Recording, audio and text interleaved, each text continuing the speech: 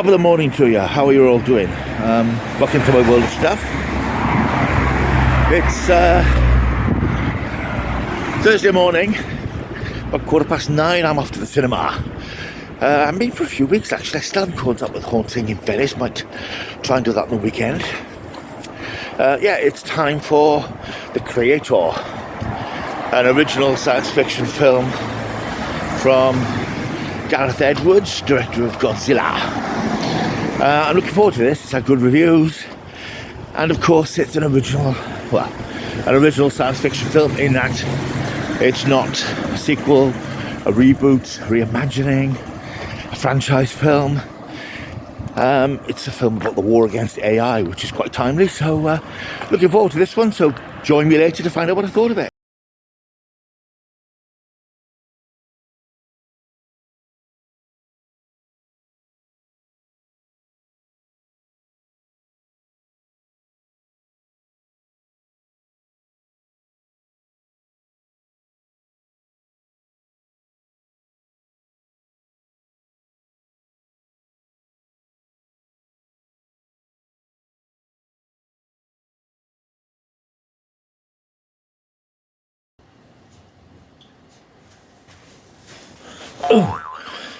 Okay, I'm back. The Creator is directed and co-written by Gareth Edwards. You'll know Gareth Edwards from films like Star Wars Rogue One and Godzilla back in 2014, I think it was.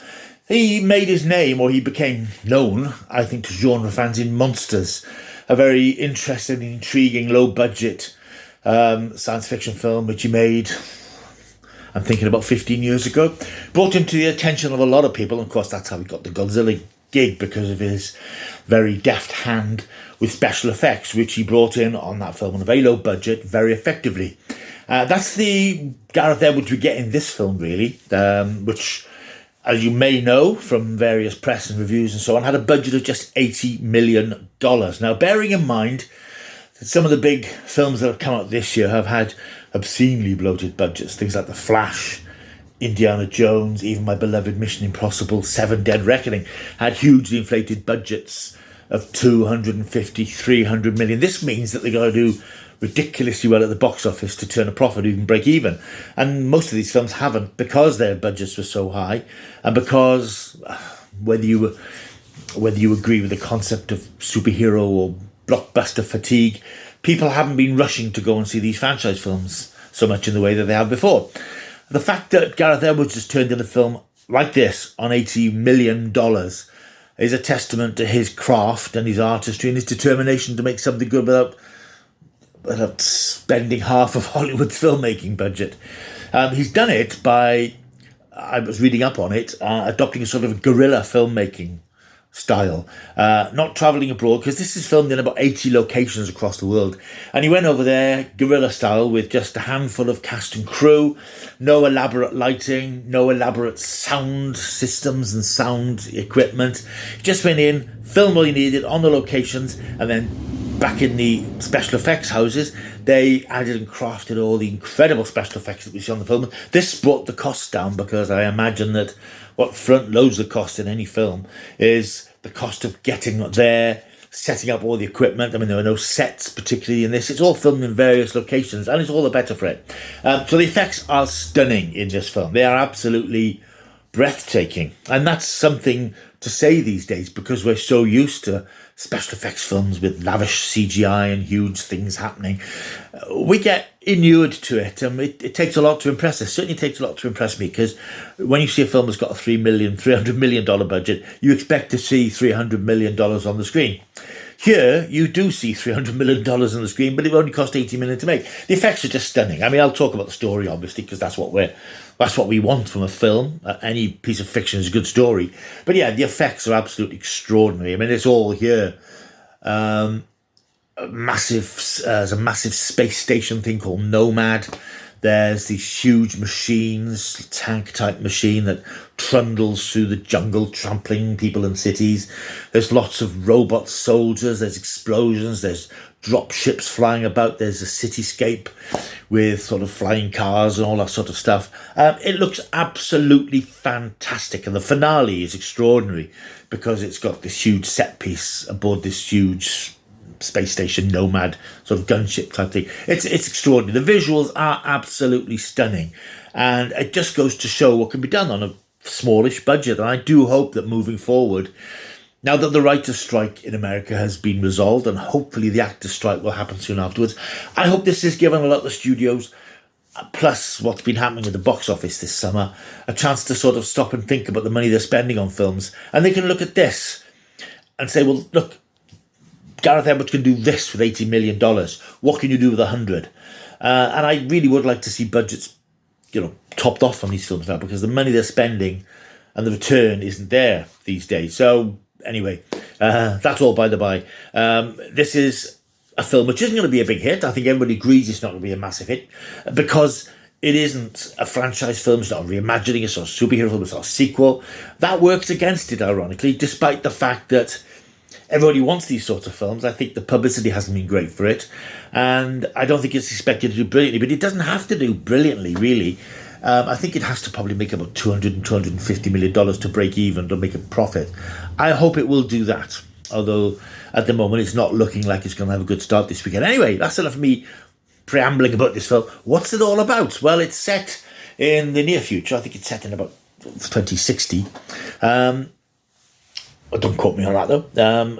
And the sort of preamble to the film is that artificial intelligence is a miracle of the modern age, in that it's a massive boon to people in all walks of life, in work, domestic life. But as the story tells us, AI has gone a little bit rogue. It's trying to destroy humanity. There's been an incident which has seen Los Angeles wiped out. And as we're told, 1 million people were incinerated in an instant. There's some very good footage at the beginning, which looks like newsreel footage, archive footage, but it's treated and done in such a way to make it look like that, but it's actually all part of the story. We're sometime in the future now, artificial intelligence is on the back foot. It's sort of being pushed away into Asia, but the army, specifically the US Army, the military, are mounting an assault upon AI to finally wipe it out. But word has reached the intelligence agencies that somebody called the Creator, who is the person who gave super intelligence to these AI creatures years ago, has developed the next level of artificial intelligence, which has the capacity and the power to wipe out mankind. Our lead character is called Joshua. He's played by John David Washington, who was in Tenet a couple of years ago. I wasn't hugely impressed by him then, because I wasn't hugely impressed by Tenet. But he's much better in this film. I think the character's more interesting, has more depth. Joshua is a survivor of a previous battle. He's lost a couple of his limbs, but he's got these seamless prosthetics, which he can put on and attach an arm and attach a leg. Doesn't give him any special powers particularly, but it just gives him mobility, and he's still able to be a soldier. 5 years ago, when the film begins, he and his partner, his wife Maya, played by Gemma Chan, she's pregnant. She's about to give birth. The place where they are hiding, this sort of coastal lodge, it becomes involved in a battle between humanity and AI, and Maya is killed. 5 years later on, Joshua is struggling still to come to terms with the fact that he not only lost his wife, but he lost his unborn child. But he's still in service, he's still in active service, he's still with the army, fighting the fight against the AI, and he becomes part of this elite task force which is sent to penetrate deep behind the enemy lines to find this super weapon and capture and destroy it. This is where the spectacle all takes place, the battles and the this gun warfare, and it's very gritty, it's very visceral, as I mentioned in a review I've just written for Starburst. It did sort of bring memories of images that we saw back in the 60s and 70s of the Vietnam conflict in America, mainly because a lot of the action is set in Asia, so you've got lots of scenes of sort of frightened villagers who are being tormented by the military. It brings back, I would imagine for America, particularly uncomfortable memories of that misbegotten conflict. But as the story transpires, various reasons, Joshua comes into contact and discovers what the superintelligence is. And what it actually is a 5-year-old girl who's semi-robotic. One of the great design elements of the film is the AI representations of robots and simulants and so on. They are effectively human looking, but they've got no backs of their heads, but you see these cogs and little things whizzing and moving about. It's very eerie because facially and visually they look human, and when you see the side view there's sort of nothing there. Superb subtle digital effects presumably, but it looks so effective and so good because you sort of think, is this what AI would do? Would AI try to make itself look human to replace humanity? So anyway, Joshua finds himself going on the run with this girl who's called Alfie, Alphie, whilst various forces are arranged to try and stop him, including some people who are on his own side. It's a real thrill ride. It's an interesting film because it's not just about the spectacle. It is a very spectacular film, but it's quite thoughtful. It's about the nature of humanity. I'm not going to say it's about what it means to be human, because that's a massive science fiction cliche that I hate hearing. It's about what it means to be human. It's about humanity fighting against an enemy it's created itself. It's about Joshua, who's a tragic figure because he suffered his own injuries, physical injuries, and he's emotionally devastated as well, and he's trying to keep it all together, having lost everything. But as the film wears on, it becomes quite obvious that he hasn't actually lost everything. I won't give any spoilers away, but it's a hugely impressive film, both visually and narratively. It's not just the spectacle, it's intelligent. It's an intelligent film, with the proviso that it is mining some familiar furrows. Obviously, AI and the threat of AI is something which has been in the air and in the news over the last few months, actually. So I suppose it's prescient and it's arrived now. Outside the prescient or inconvenient will do this film a disservice, I'm not entirely sure. But there's lots of stuff here. There's lots of things from all sorts of sources. There are places where it's a bit Blade Runner-y. There's things like Apocalypse Now, I suppose. So there's lots of things in the melting pot. Stuff. It's a classic war film. It's a science fiction film dealing with some well-trodden ground. But it never feels...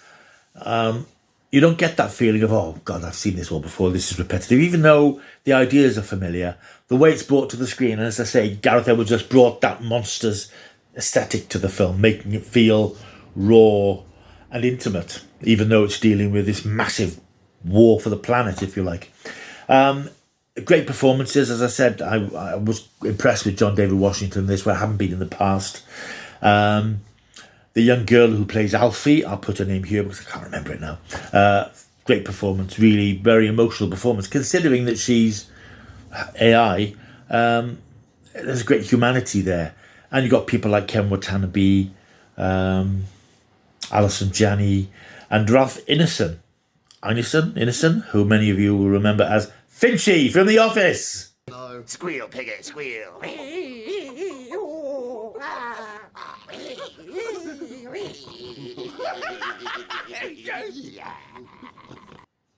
Yeah, and I know he probably gets fed up of being referred to as Finchy from The Office, but that's what I was thinking of. It's an unusual bit of casting because he's quite a well-known British character actor. He plays sort of a major role as this fairly ruthless army major. All in all, it's a really good film. What I like about it, as I said, is the fact that it isn't the Creator 4. It's an original one-off film which hopefully doesn't lend itself to a sequel. Again, I'm not spoiling it by giving anything away, but it doesn't have capacity for a sequel, I would think. And as I said, I don't think it'll do well enough to justify a sequel. But it is a proper new science fiction film. New, again, with the understanding that the ideas aren't particularly new. It's just the way they're brought to the screen with economy and real style and real enthusiasm by Gareth Edwards, who's becoming one hell of a filmmaker.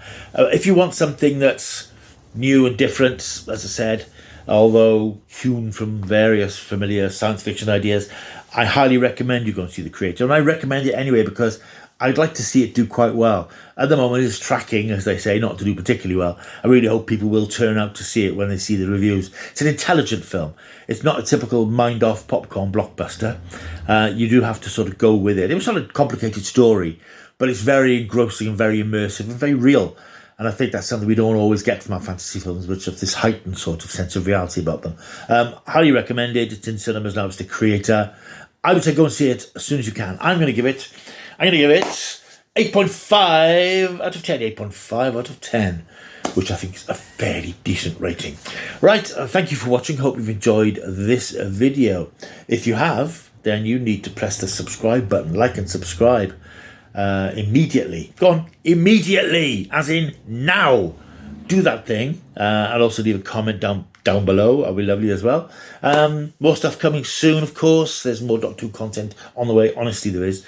And all sorts of bits and bobs. So stick around. Why don't you? I'll see you soon. Until I do, keep taking the stuff.